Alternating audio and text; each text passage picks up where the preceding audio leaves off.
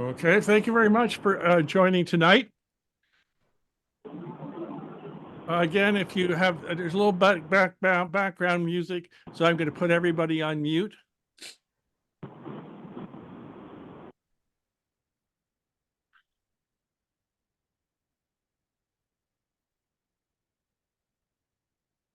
This is basically a revision of a webinar that was done in 2022 with a little bit of new material added, and especially around the training requirements that we'll get to towards the end.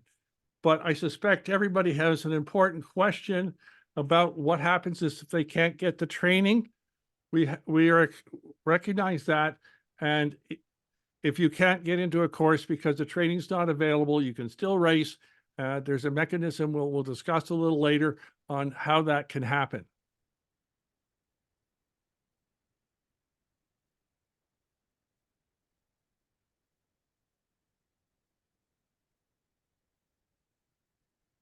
Just let you know that just a reminder that it's being recorded, and if you don't want to be involved in the recording, make sure you're turn off your video, etc.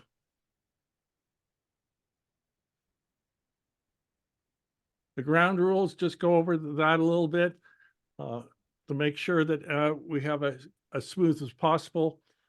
If you have a question, and more on that later, please raise your Zoom hand and we'll show you how to do that, and you'll be recognized, and we'll take people in their turn. The other thing, this is about the general concepts of the OSR Category 3. To be fair and make sure I don't make any errors, we won't be addressing or entertaining any discussion around specific sailboats. If you do have a question about a specific requirement on a specific boat, please email them to safety@loor.ca so we can make sure we get the right answer back to you. Here's the couple of ways of raising your Zoom hand. It depends on which version you have, but you basically have to find where it says reactions, and there's an option to raise hand. Some cases it's now right up on the toolbar to save people having to find it. So it's ready to go. This is a little bit about LOOR. We run some of the offshore races on Lake Ontario, such as the 300, the Susan Hood, and the Great Lakes. The 300 is done within conjunction of the Great Lakes Single-Handed Society, which covers the solo portion. And of course, there's the LOSH series, which is 6 races for single and double-handed. There is one nighttime race that is Category 3. So if you want any more information, the details are there.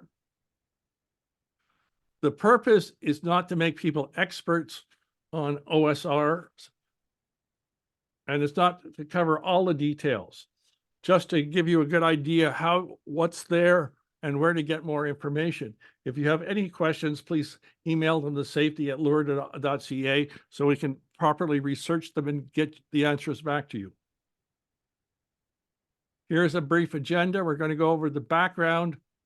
We're going to explain how to approach the OSRs in a way that make it easier to understand and not look as daunting.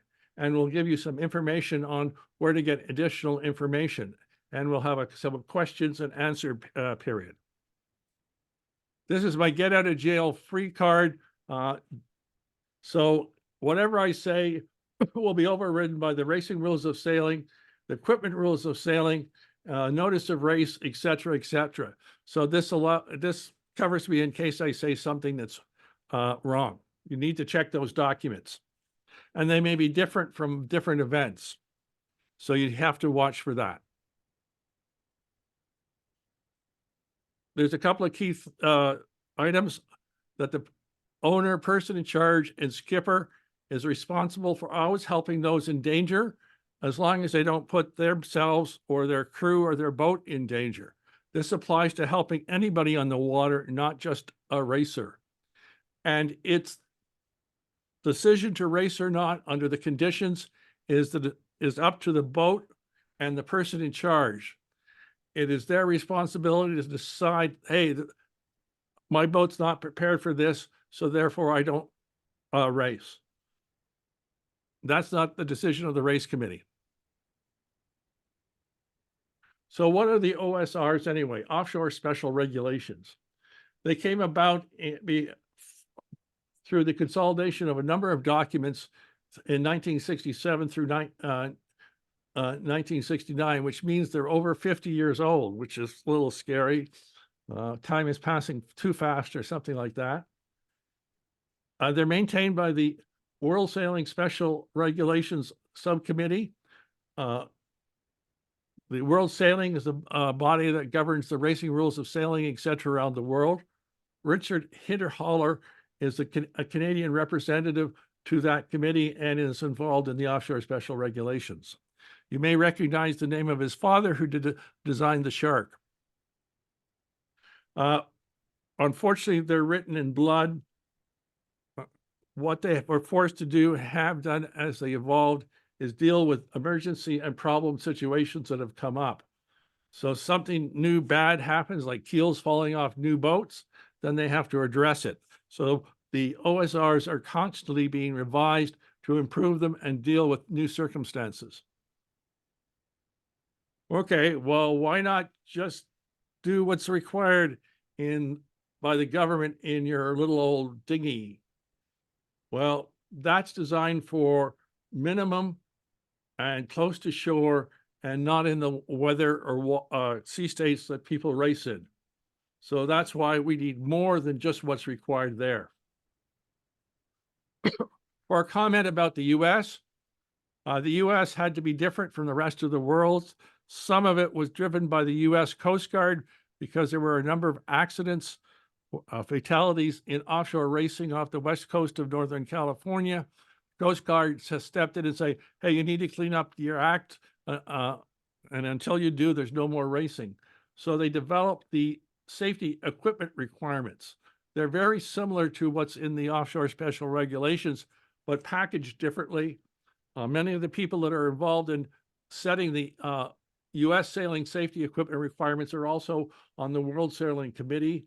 And you'll see there's a statement that's saying that they're supposed to be the same so that you can compete in the US or around the world without having to figure out what the differences are, as there shouldn't be any. Feedback is a must. Part of the OSR includes a mechanism for reporting. That's there for those links. And here is what's up to date now. They're up to 153 reports, and those are only the ones that have been sent into World Sailing. I'm sure there are others. I know that there's been incidents on the LO 300 last year that haven't been submitted for a report, but it's important to collect this information because that is what's used to revise the OSRs to make sure that they actually deal with the problems that are occurring. And I mentioned one, which keels falling off. This is a rather new phenomenon for new boats. So they didn't have to worry about it in the past, but now they do. So there's now requirements in there for checking the keels, etc., so to make sure they don't fall off. And this does happen to people. Jan Stein, I'm not sure many people remember him or know of him. He was out of Youngstown, a big solo sailor, and was sailing to Bermuda when his keel fell off and he lost his boat. So the OSRs are just not for racers. They can apply to cruisers as well. Well, perhaps cruisers will try to avoid the bad weather, but they're also in situations where they may be out there longer or less likely to be with other boats. So maybe some of this equipment and training, etc., really comes in handy for their situations, especially if they're sailing on blue water. The idea is that there is the base offshore special regulations put out by the World Sailing, then the body in each country responsible for sailing can make their own prescriptions because there are certain things that might be specific to that country. Sail Canada has done that, and there's some prescriptions to it. And then there are each organizing authority can make some changes. For example, we've modified some of the requirements to meet the conditions in Lake Ontario. Lake Ontario has the advantage that probably you can reach any point from water within like 20 or 30 nautical miles or less, which would be not the same on Lake Superior. The Canadian Coast Guard and the U.S. Coast Guard can pick up a 5-watt handheld VHF radio from anywhere on Lake Ontario. So there are certain things that aren't necessarily required because they don't really buy a lot. One of the things is that you have OSR Category 3 with and without life rafts. We don't require life rafts in the LOOR events for the Category 3, as we think it will not buy a lot of extra protection if you have to go in the water, given the time that people can be rescued. And it's very expensive to carry a life raft. So therefore, we decided that because it's not really buying a lot of extra protection, there's no point in demanding it and everybody having to pay for something that is really not going to contribute to the overall safety. Talked about the winds and waves. So ISO is the International Standards Organization, and they've developed this scale, and we'll get, if you attended or look up the video on stability, a lot more of this is discussed there. But the design criteria that what we're looking for is winds up to, including 41 knots, sometimes even higher, and significant waves up to 4 meters. And now significant waves means a certain percentage of the waves, not all of them. There can be other rogue waves that are much higher than that. You have to go into to understand meteorology and all the rest of it to find out the subtleties of the explanation of what significant waves mean. But we are looking for a design category of B. Any new boats built or sold in Europe have to have the ISO designation on them, or they can't be sold. So it's becoming a lot easier to determine whether a boat meets the criteria or not. Now, what's the difference between a Category 3 and a Category 4? It took us a while, excuse me, to figure it out. The big difference is for Category 4, normally held in daylight. So any race that's expected to be held in darkness or overnight really is a Category 3. So that is the difference between the Category 3 and Category 4 races in LOSH. The ones that are Category 4 are expected to be finished in daylight. Sometimes it hasn't happened because of lack of wind, but that's the expectation. The other thing is, if you're OSR compliant, it doesn't mean that you're completely safe. We'll get to that in a little bit more. You have to take into some things that are really outside the OSR. People go on offshore races and don't take enough medication, and the wind dies, so they have a problem. The most interesting example of somebody having to drop out wasn't medication, but they had to get to sign their divorce papers, so they had to withdraw from the LO 300. The other thing, and this is why we stress rigorously of knowing how many people are aboard and who is on board. This was because of situations that occurred again in Northern California, where they didn't have an accurate record of who was on board, so thought they had rescued everybody and gave up searching. They had everybody, except they didn't, or they thought they didn't have everybody and continued searching when there was nobody in the water. And that's a really dangerous situation, because the first responders are putting their life on the line to look for a non-existent person in the water. So that's one of the reasons why we really stress making sure that we have accurate records of who's on board while you're racing. The other problem is standards. need to be written so that they sort of can withstand and their day in court. They're not how-to instruction or explanations. There's often no dummies guide. So they're often hard to interpret unless you're an expert, and we'll talk about that more. And then people objected, well, there's within the OSRs, there's standards that you have to pay for. Well, somebody's got to pay for the development of the standards, and that's why it costs money to get some of them. And we'll talk about that a little bit more in it. But you can get the Racing Rules of Sailing and the OSRs downloaded from either World Sailing or Sail Canada. Now, the other important thing to remember, everything's a trade-off. Things that can save your life can kill you in the right circumstances. A couple of examples are a auto-inflate PFD.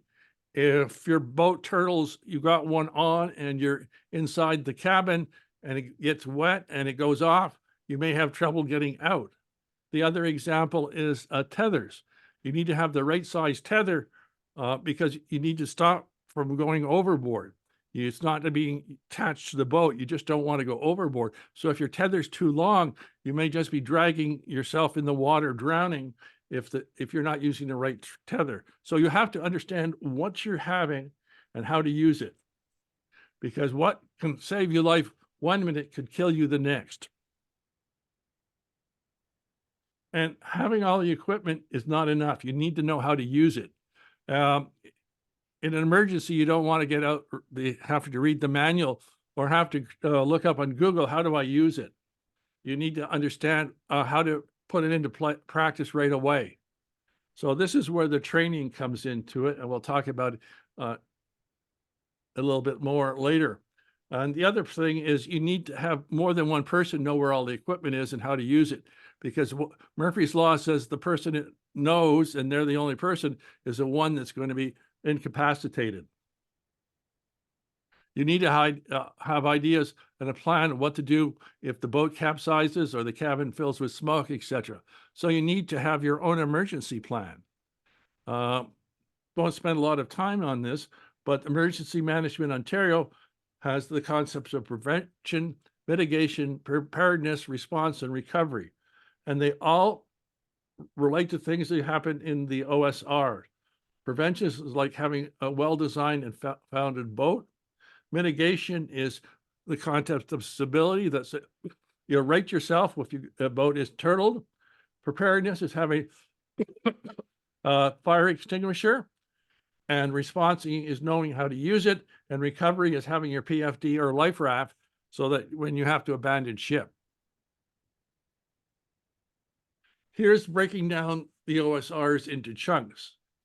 We could look at the stability and the naval architecture as one bunch that really you don't have to pay much attention to. They're in the documents because they really have no other place to go at the moment. But if you think about the standards for cars, I doubt if any of you here have gone out and read the standards from the SAE International Standards Group about what's supposed to go in a car and how it's supposed to work. So really what happens is you have to concentrate on the equipment, the boat and the personnel, the training and the education. And this is where the major changes come in this year. And again, we'll be talking about it a little more later. Stability. This is a complex subject, and even master commercial mariners have problems with this, and boats like freighters capsize because they didn't get it right. There is a YouTube video that we had Richard Hinterholler involved in, and it helps describe what stability is. There is a Royal Yachting Association book that helps for that for people involved in yachting, and Practical Sailor has a link to that about discussing what you need to do and for stability and why it matters. Here is a whole bunch of standards that if you want to go spend money, you can get them, but they're what describes how a boat is supposed to be well built, etc. The ones that are free are the equipment rules of sailing, because they're just like the racing rules of sailing, but describe the technical aspects. They may or may not apply to your class. That's up to each class. But unfortunately, the other standards, and ones that people involved in the industry know well, is the American Boat and Yacht Council. And that's when you're needing work done, is you want somebody who's trained on the standards and know how to apply them. Here's an example. What's been worked through and has been added is we have the checklists. So in other words, on the website, this is the checklist from this year, which breaks down what the equipment is and the training. We don't go into all the details about how you have to design the boat, as that really is something that the owner or the person in charge is not going to be able to do much about. They have to check with their person who sold them or the builder to find out that way. But here helps you understand what's required. There's the certification equipment. This is what the person in charge has to submit and saying that their boat is compliant. Unfortunately, because of we need one for each of the Susan LO300 and LOSHRS 4, because we can't assume the changes haven't been made. Probably not, but by just submitting the form, again, we know that you think you're okay. The crew overboard. There's some misconception. It's not everybody. It's 50% of the crew. You need to do it once a year. And if it's still valid, like from the Susan Hood to the LO300, etc., all you have to do is send it to us again. Unfortunately, until we figure out the technology, we do need real signatures, because the people who taking part have to sign it. If we could figure a way around that, we would gladly accept it electronically. Here's a couple of issues that have been uncovered in some of the inspections. People don't have all the charts. And this is getting more interesting and problematical for a number of reasons. People are relying on electronic navigation, and unless you really know how to use it and understand what you're getting, you can actually get into problems because of relying on the electronic navigation equipment. There's a document that describes that, and there's the link to get it. Now, the other interesting problems is that people that are issuing charts are no longer putting them on paper. The US government says they'll no longer put them on paper. What they do have is a service where you can go on and custom create your own chart and print it at your own expense to get it on paper. So this is an evolving situation that people will have to look for, but under the OSR and under the Canada Shipping Act, you're supposed to have charts aboard so that you can navigate safely, unless you're in waters that you're completely familiar with. Okay, this is just the point that if you don't use the electronic navigation equipment well, and if you don't understand what it's telling you, it could really get you into trouble. The other thing that people don't tend to do on boats, and has been an issue, is their batteries haven't been sealed. Well, why does that matter? Well, what happens when you tip the boat over, even just all the way over or partially, and the acid starts spilling out of your boat, out of the battery into the boat? Not very good. There's a YouTube video that describes this situation, and it's got the title, you can eat your boat alive. It took them a lot of time to clean up this problem because the boat went over and the battery acid went all over the place. So this is something that people should think about and make sure that they have sealed batteries. This is a good practice, whether or not you're racing under Category 3 or not. The other thing is we're pushing, and it's a requirement, is an MMSI. It's the Maritime Mobile Services Identity. It's equivalent of the phone number for your boat. And if you have it, it's programmed in properly, you press that the distress button, and it broadcasts the information that you're in distress. You need to be either hooked up to the GPS, or I think all new radios come with the GPS built into it. It'll send out your lat long. So, and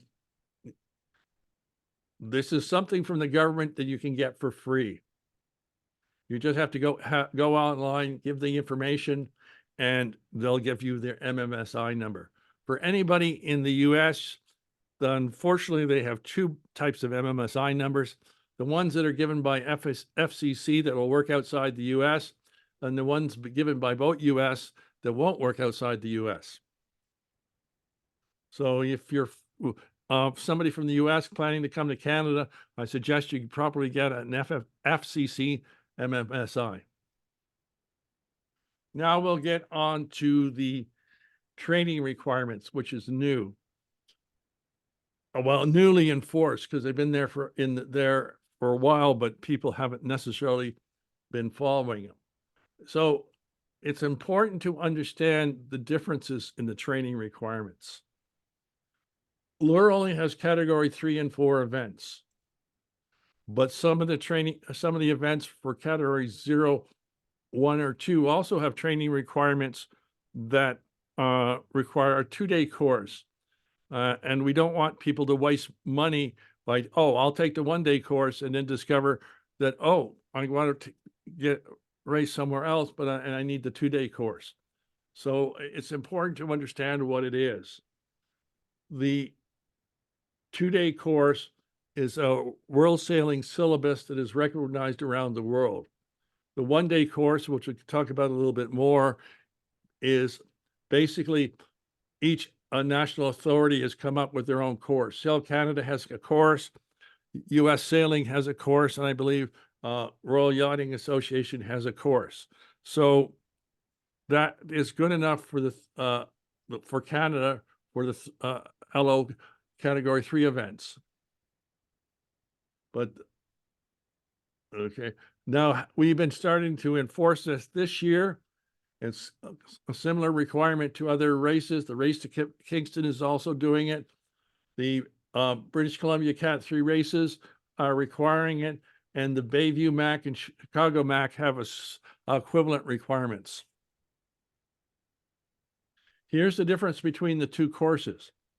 The one on the left is the one required for category 0, 1, and 2 events. It's world sailing worldwide recognized.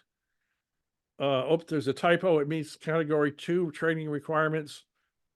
It's a 2-day course. LOOR accepts it for category 3, and it's good for 5 years, after which you can take the course over again, or there's a refresher.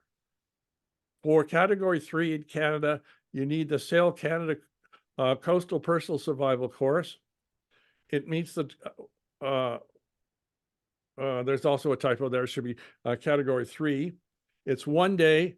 Unfortunately, there's no upgrade course to the offshore personal survival course.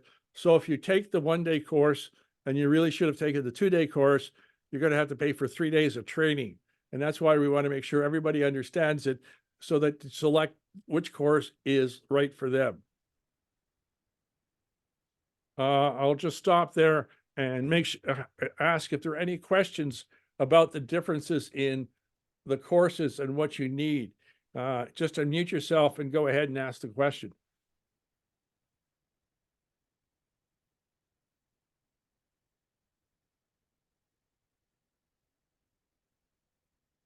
Okay, not right now. Well, okay, we'll come back to it.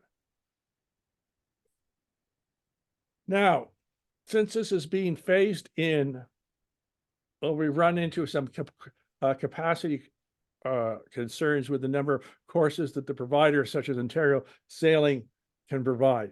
The other thing is working on recognition of the Sail Canada 1-day course by race authorities in the US, and vice versa. So we're working on that. There may be some courses that you've taken and have certification for that you think are equivalent. If you do, email the details to safety@loor.ca and we'll take a look at them. But just to let you know, this is a statement from World Sailing that says the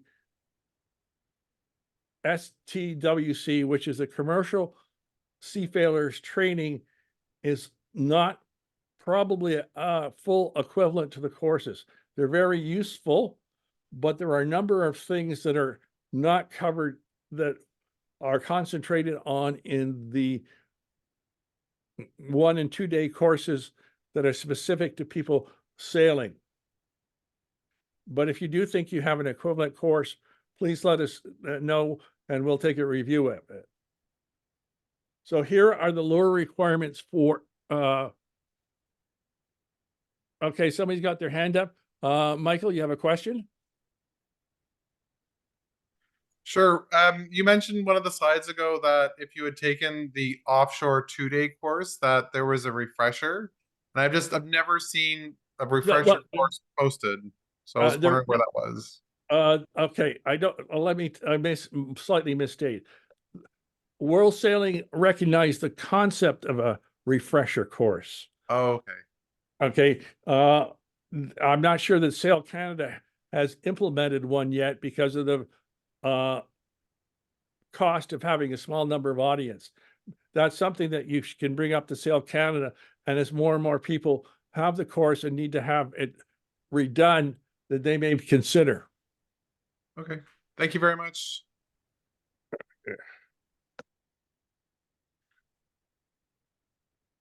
These are the requirements that LOOR has. So what it says that in 2024, we will require 15% of the crew. What we'll do for 2025 is add that 15% of the crew, and one of them has to be the person in charge. So it's about 7 people on your crew with 15% before you need the second person. So but next year, that person, if it's only one person in the boat, it'll have to be the person in charge. 2026, we will want to go to the full Sail Canada prescription, which is 30%, no further than 2 crew members, including the person in charge. Then there's it's when there's only 2 crew members, only one of them has to take it. So if it's double-handed, only one of them is. So this is our evolution. We're going to keep monitoring it to see what happens. Here are the training providers in Canada. They all have to be approved by Sail Canada. And here are some of the organizations. Ontario Sailing is the main provider in Ontario. Val de Quebec, which is equivalent of Ontario Sailing, is in Quebec. And there are some other training providers, and you can go to the Sail Canada site at sailing.ca to find those. So now, how do you find this Ontario Sailing course? You go to ontariosailing.ca, and up there it says course registration. You click on it. Then you'll be taken to this page where I have selected the offshore and personal coastal survival courses, and it lists all the courses that are available. However, we have this little thing down here. That means the course is waitlisted, and I did scroll down, put them all up, but everything is waitlisted until the fall. So that's where we were having the crunch about people taking the course and have a process to grant a waiver. So what that means is that if you think your boat cannot participate because you won't be able to get enough trained crew because there's no courses available, LOOR will grant that boat a waiver for 2024. So all you have to do is email safety@LOOR with the boat name and outlining your circumstances, such as that you're registered for a course in the fall or tried to register and a course is all full at the moment. There are more details there, but that's what we're doing to provide deal with the situation where there are not sufficient course spaces available right now. The expectation is that we'll be able to clear the backlog in 2024 and 2025. People need about thinking about the future and making sure if they're the person in charge or skipper has taken the course, and we expect that there'll be sufficient courses in 24, 25 and early 2026, so that we can have 30% of the crew trained and a minimum, including the person in charge, minimum 2, except for solo and double-handed. Again, we'll be monitoring that to see what happens, because we're in touch with Ontario Sailing about the number of people going through the courses, and in case Sail Canada changes the prescription. So some other key points is never early to start planning and preparing. You need to, if you haven't already done, you need to find out about the stability of your boat. One of the things I suggest you do is look at the video that's posted on the LOOR YouTube channel. It'll go in there, and if there's the offer from the Sail Canada offshore group, that if you send them information, they'll give you an estimate of your stability. It may not be the best one, but that's all explained in the video. If you have concerns, you should check with about construction. You should check with the designer, builder, or the class association. You can use the LOOR checklist to find out if there's anything missing, and you need to get them for the equipment. But this is very important.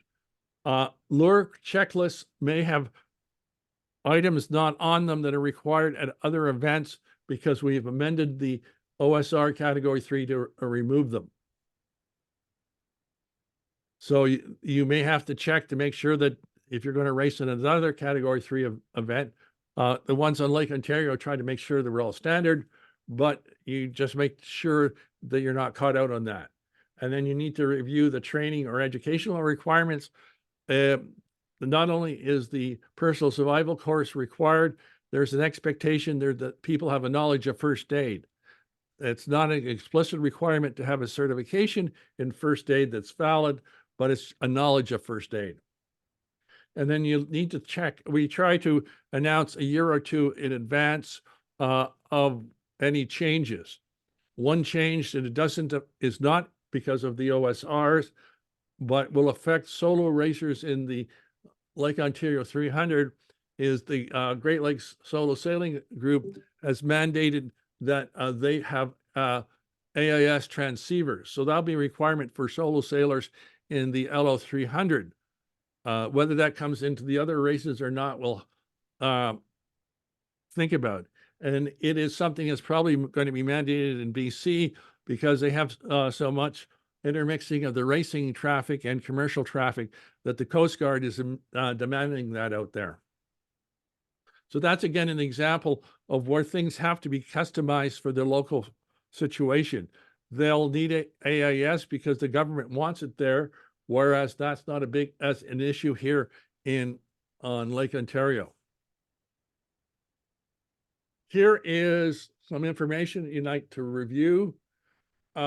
Again, is a number of years old, so you may have to check with what your requirements are in your specific race, but it gives you some good idea. Chuck Hawley is an expert in safety at sea and has been involved in the World Sailing committees that have developed the OSRs. Okay. Where to get help? Contact the builder or the designer. We are in contact with the various chandleries such as Vogue Marine or the rigging shop, so they know what's required. Contact the members of the Sail Canada offshore group.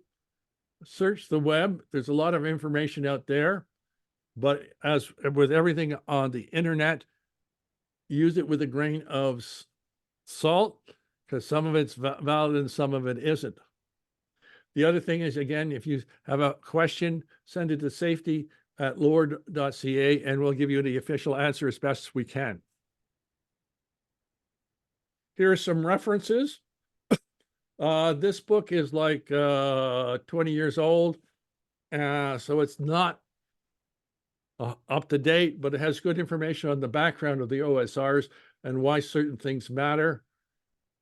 Here are some URLs for World Sailing.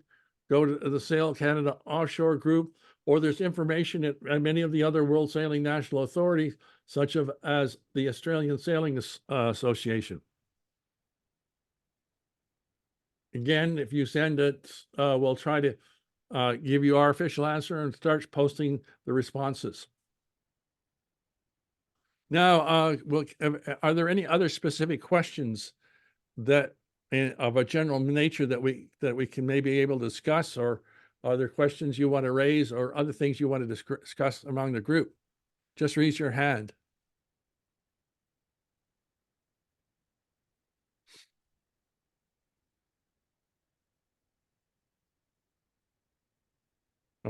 I just have most of the people had a chance to take the course, or are they still on a waiting list?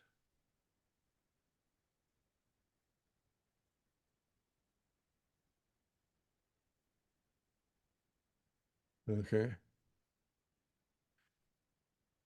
So nobody has any questions?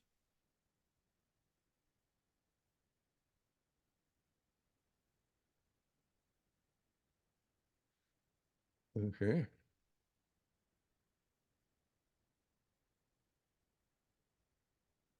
Okay. Thank you. So I got some comments about people taking it. Now, again, what we'll do is thank you very much for attending. If you have questions that come up, oh, you thought, gee, I should have asked that. Just send us an email to safety@loor.ca and we'll take a look at it. For the people that have attended, we'll send out the link that's going to be for the video that's posted on YouTube, and we'll send you a PDF of the presentation, so you don't have to figure out all the URLs from the video.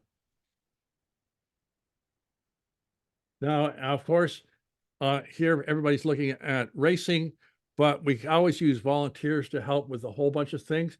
There's things that have to be done before the race, after the race, so you can still go out racing by volunteering. And that's how you can do that. Thank you for attending. The next one, we're going to be on the 16th, and it's emergency communications. We had an incident last year where everything was okay. The person wasn't hurt and etc. But there were things that could have been done to make communications smoother. So those are some of the things you need to think about in an emergency, and those are what we're going to be discussing in the next webinar. Now I'll stay on for a few more minutes. I'll turn off the recording though, in case anybody has any questions or whatever they want to bring up. Otherwise, thank you very much for joining.